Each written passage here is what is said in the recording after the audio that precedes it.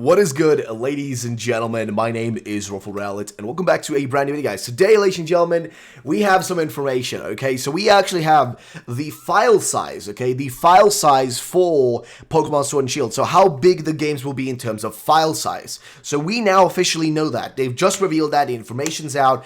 We're going to take a look at it, and we're going to discuss some aspects of it. Also, there's also the fact that the Game Freak, 30th anniversary, I think. The 30th anniversary for Game Freak is also coming up on the 16th of October right now. So it's going to be in about 2 days. We're going to have the anniversary on a Wednesday. And also, if you didn't know this, Wednesday is also when we have exactly 30 days until the release of Sword and Shield. And on top of that is also the usual day where they release brand new information for Pokemon games whenever they're being, promoted. So it's the perfect time for new information. But ladies and gentlemen, if you are excited for the video, as per usual, make sure to drop a like down below. We're going to go through all these things in this video today. So do drop a like. Make sure to subscribe, guys. It would be really appreciated. Either way, let's get started with the first thing on our agenda. So the first thing here, of course, is this brand new cover reveal thingy-majingy. Or it's actually like a download code for Sword and Shield, and the info basically says that the capacity of the Sword and Shield games is going to be at 10.3 gigabytes. So that's going to be the biggest sized Pokemon games we've ever had. Don't eat it, in other words. It's usually for a download card to be available before the download starts. So again, 10.3 gigs. You can see it right there. It says 10.3 blah, blah, blah, whatever. But yeah, it's going to be 10 gigs, okay? 10.3 gigs. That's the biggest games we've ever had. I think Ultra Sun and Moon file size was actually about 4.3 or 3.6 actually. So yeah, 3.6 is what Ultra Sun and Moon was. And I think Let's Go was about 4. I think, let's see. Let's Go Pikachu file size was about 4 gigs or so. 4 points. No, it was actually, yeah. So it was 4.1 gigs for that one. So yeah, I don't know what to say, man. I mean, it's interesting it's going to be this large in terms of file size, honestly. Now, there is one thing you have to keep in mind, bro. This is going to be a bigger game than Let's Go. Like, people are not thinking, like, logically here. They don't realize that Let's Go as a game was smaller because it was, like, way less Pokemon, okay? Like, it only had 151 Pokemon, right? On top of that, it was only Kanto, which is, like, one of the smallest regions in Pokemon. It's, like, genuinely one of the smallest ones ever, whereas Galar looks way bigger, and also, of course, is a bigger, region in general, with more resources being required. So this doesn't inherently, like, this can mean 3 different things, right? This file size can mean 3 different things. It can mean, 1, the game is going to be huge, and it's going to be tons of shit to do, which is the one I'm hoping for, and the one everybody's hoping for is the real one, right? That it's going to that this file size just means that the game is going to be gigantic in size, and there's going to be so many things to catch and do, and, explore, and, a bunch of features to, like, enjoy. Like, basically, that aspect would be the one that would make you guys and me happy, right? That's option number 1. Option number 2, it could be the game is shittily optimized. And what I mean by really, by that is that the game could be really poorly optimized, that they managed their data in-game, like all the files and that sort of stuff within the actual game, poorly, and caused the game to be much larger than it could have, or should have been, maybe. That's one option, which is also a very big possibility, considering Game Freak isn't really the best at data management. But at the same time, it seems like a very strange jump from 4.6 still to, like, 10.8. Like, that's a big jump, and who knows what other updates will be in there on day 1 patch, which usually does include, like, it's included in most games nowadays, right? It's always day 1 patch after you bought the game that always gets included. So that was option number 2, right? Is that they've just done poor data management, which could be a possibility, but I'm thinking it isn't. I'm thinking the game is just going to be really big, so I think option number 1 is a true one. But then there's option number 3, right? Which option number 3 would imply what I kind of mentioned at the start there, that the game is, just kind of like, I mean, there's much to do probably, but it could also just be, just generally they required more space for just generally more files being larger, since the game requires, I guess, like, different kind of, like, reworking in those areas. Could be just something like that. But I think the 2 options in the start are the most likely ones, right? Either the game is, like, just really big that does just tons of content, or they poorly optimized it, and so that's why the file sizes are so big, whereas, they could have been smaller. So it's either one of those 2. I don't know what you guys think. Let me know in the comment section down below that one. What are your thoughts and opinions, guys? But that's kind of like the general gist of that one. So what else is there to really take a look at in this picture here? So there's actually a bunch of stuff, and we can actually open up this image a little bit larger here. and check out a few things. So first things first, a lot of people are looking at this picture over here with this Corviknight following after the player. Let me explain something. That is not a following feature. There is no following Pokemon in Pokemon Sword and Shield. What you're seeing right there is a Corviknight in the wild hunting after a player. We've already seen this before with Vespiquen, for example. These are high-level Pokemon that you find in the wild area. These are like much higher level. And when you find them in the open world area, basically they'll hunt after you. They'll actually follow after you to try to, like, you know, battle you. And this is basically just a feature of the game. This is not a following feature. There is no more following Pokemon, at least not in this game. There is no following Pokemon. That's something that's been made very clear for, like, you know, to us a long time ago, so please understand that. A lot of people, like, you know, were sending this my way and just, you know, asking me, like, hey, what do you think about this? Do you think this is the case? I mean, I want to know, you know? And I was just like, nah, it's most likely not what you think it is. But, it's one of the things, right? So next thing, we scroll down here, they can actually see a GB right there. And of course here it shows you like how it's going to be playable. It's going to be playable on Switch Lite. It's going to be playable docked. It's going to be playable undocked. It's going to be playable, you know, while in tabletop version and also while in a TV. So basically, it's going to be nice. But yeah, so we go scroll down to the end. There's nothing really much here. Then we scroll up here, and this is where things will get slightly more interesting. So here we get to see, actually right there, there it is. So right there in the corner, you will see there's a Turtonator. So yeah, it's been confirmed. If we actually go to Cerebi here as well, there's also a little bit of a, you know, bit of an information thing about that. So the download cards for Pokemon Sword and Shield have started to arrive in retail stores and have revealed some further information about the games. First, the games will require 10.3 gigs of space to download.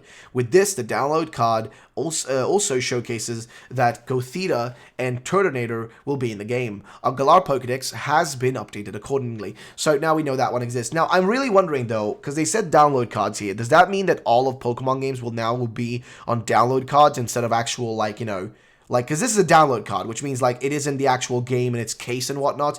But does that mean that inside of the actual cases, there's not going to be an actual game, like, you know, version or game copy, but it's just going to be like a download code? Because that would be kind of boring, honestly. Like, that kind of ruins the point of getting a game like case and stuff, because you get it to have the actual copy inside of it. Like, that's what you get it for. So I would be really disappointed if it turns out that that isn't the case, and you can't have the game on a you know, on like the chip or whatever, which, you know, is what I want.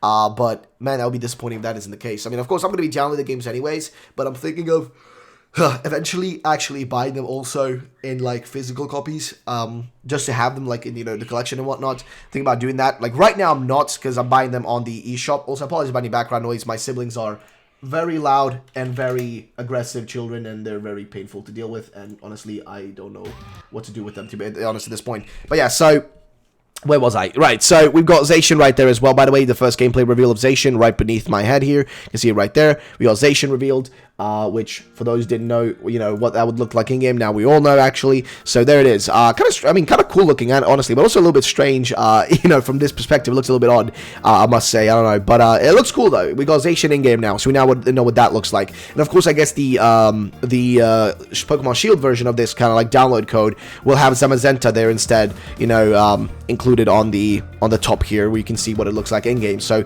maybe we'll get that revealed soon as well. We'll have to wait and see. But, hey, at least we got that got that known right now, so that's kind of out of the way. But yeah, that's another one of the things. Now I think that's all for these ones that we have to go through. Now the final thing for today's video is about when will the next trailer drop for Pokemon Sword and Shield. Like, when is the next trailer dropping for these stupid so I'm sorry, I started saying stupid because I keep hearing my siblings being really loud and like obnoxious outside.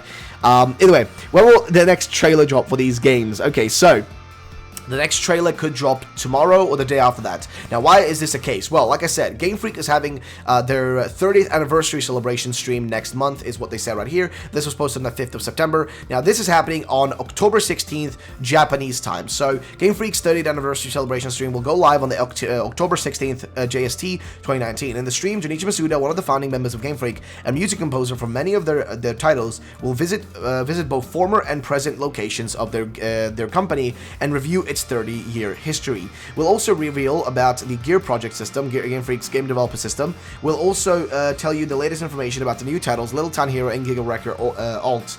Now, here's the thing, though. So let's read from the start. Pokemon developer Game Freak has revealed that they will be hosting a video stream to celebrate its 30th anniversary next month.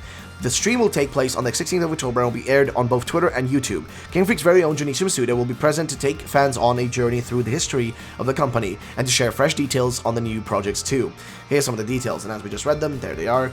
The further updates on the streams are also said that are said to be coming to Game Freak's official Twitter account ahead of the big event. So feel free to keep an eye on it if you're interested and dive into the history of Game Freak. So the thing is, this isn't confirming there's going to be actual like information about Pokemon and whatnot. As you can see on their actual Game Freak Twitter account, there's like barely anything about like right there's a Pokemon thing, but that's just like that's like one thing about Pokemon. Majority of it is about like right now, it's either like Giga Wrecker or Little Town Hero, right? Because they really want to make sure Little Town Hero sells and they can make some money from it, because that's money that Game Freak 100% keeps, right? That's like 100% of their, like revenue that they get to keep in their own pockets. So that's why they want to like, keep it around.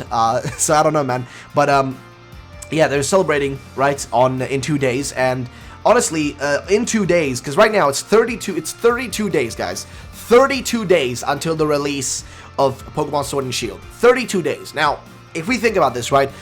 32 days. In 2 days, it's going to be 30 days left, right?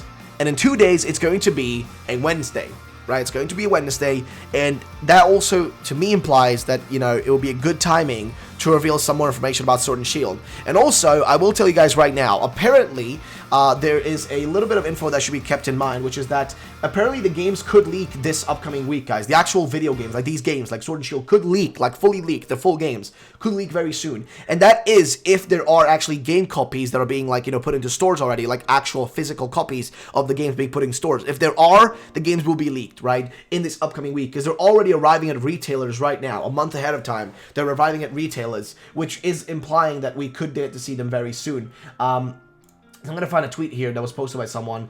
Let's see. Here we go. Right here. So this was posted by Lou Chubb. Let's see. So Lewis here posted this and basically said that expect Pokemon data bans this week at the earliest. The end is in sight. And I was like very included. Like, wait, this early? And like then Phil on here said I wouldn't think this early. I still won't see a copy till like October 29th or whatever. Nah, this is that's early shipments. Except that's wrong though, Phil, because we've already seen them right here. This is already like right here's the proof. Here it is.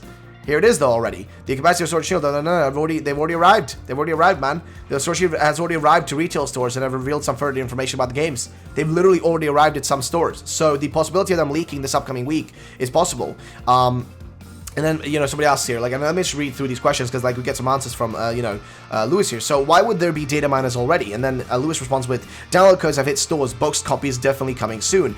And then they, answer with, let's hope they don't sell them before release. Selling isn't the issue, employees leaking are. Well, let's hope the employees leaking isn't happening. It will, lol, Let's Go Peach got leaked a month early, which is true. The games did get leaked 1 month early.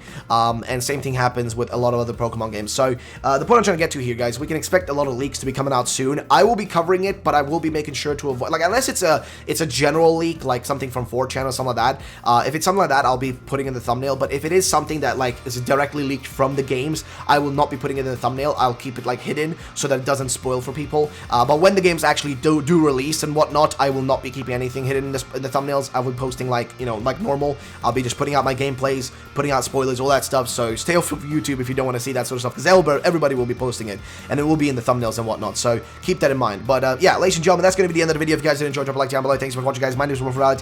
Have yourselves a great day, guys. And also make sure to check out our PIXELMON server.